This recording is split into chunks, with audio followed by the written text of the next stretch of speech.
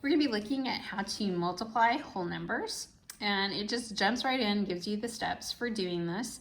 Hopefully it's a review for most of you. Step 1 says to write the number with the largest number of digits on top. So what you're going to find and what we learn more specifically in 6th grade is that multiplication is called commutative. It means that the order you multiply numbers doesn't change the value. So I can do 2 times 3 or I can do 3 times 2. And I'm still going to get 6. So we're allowed to change the order of how we multiply things. Now with subtraction, you can't do that because subtraction is not commutative. So what I like to do is pick the one that has the most digits. Since this has 3 and this has 2, then that's the number I'm going to put on top. So 246, I'm going to multiply that times 15. That second number, I'm just going to write all the way to the right and then multiply. So 5 times 6 is 30. Carry your 3. 5 times 4 is 20. Plus 3 is 23. Carry your 2. 5 times 2 is 10. Plus 2 is 12. When I get done with the 5, I'm going to start with the 1, but I need to add 0, 1 0 as a place value. So every time I move over, I'm going to add another 0. So 1 times 6 is 6. Or you use the 3. 1 times 4 is 4. And 1 times 2 is 2. Now add them up. So I get 0, 3 plus 6 is 9, 2 plus 4 is 6, 2 plus 1 is 3. My answer is 3,690.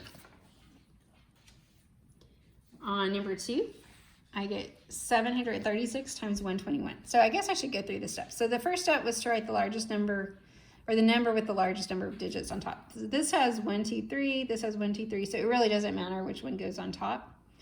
So I'm going to write 736. I write the second number underneath it all the way to the right, so 121 like that. Multiplication is a little different than like adding and subtracting because you don't have to line everything up like you do with adding and subtracting. Then you're going to multiply each digit of the second number. All right, so that's what I did first here. I started with the 1. I'm going to start with the 5. So I'm going to start with the 1 here, the 1 on the right. 1 times 6 is 6. 1 times 3 is 3. 1 times 7 is 7.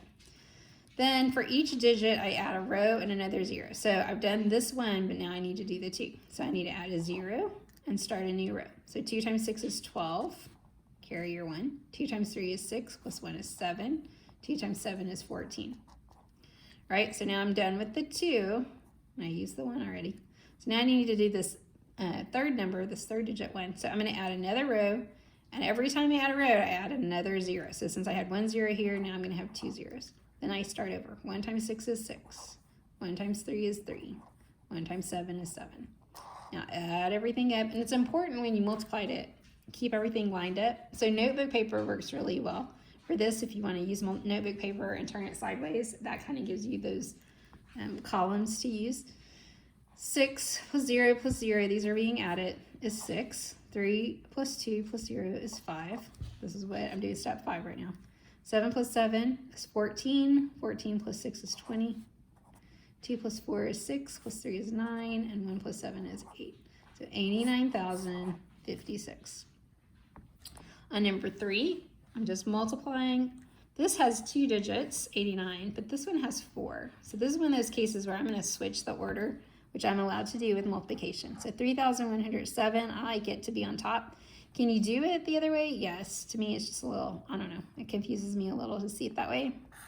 I'm going to write 89, and I'm going to put my numbers all the way to the right and start with the 9.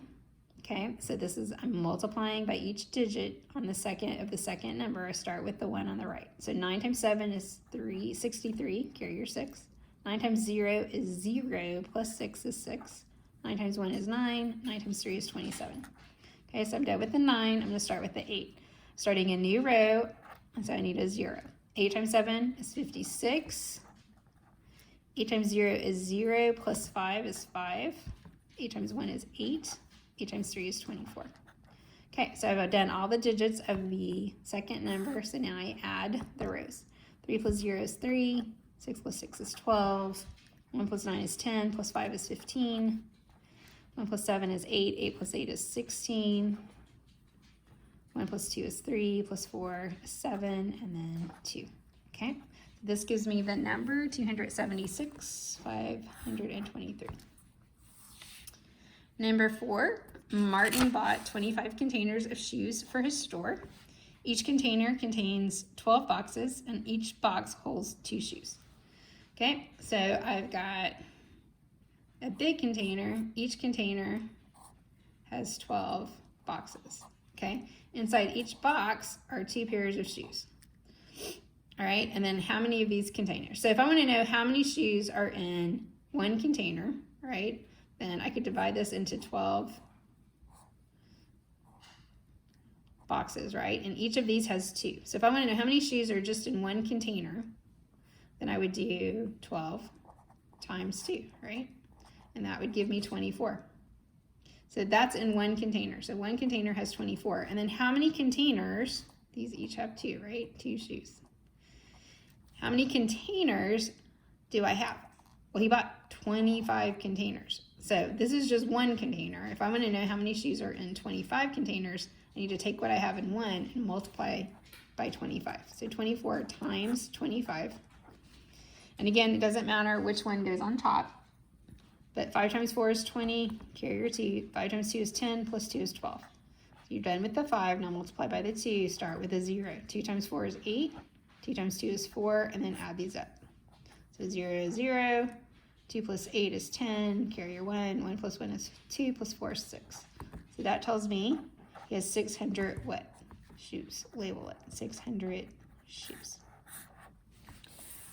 Number 5, the band director bought 12 music stands for $18 each and 15 practice books for $11 each. How much more money was spent on music stands than practice books?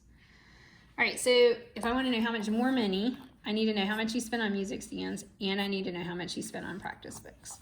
So for the music stands, $18 each means that 1 is $18. So 12 needs to be multiplied by 18 to figure out the cost. This is our what? These are our music stands here. All right, so 8 times 2 is 16. 8 times 1 is 8, plus 1 is 9. Start with a 0, you're done with the 8. 1 times 2 is 2. 1 times 1 is 1. So then this is 6. 9 plus 2 is 11.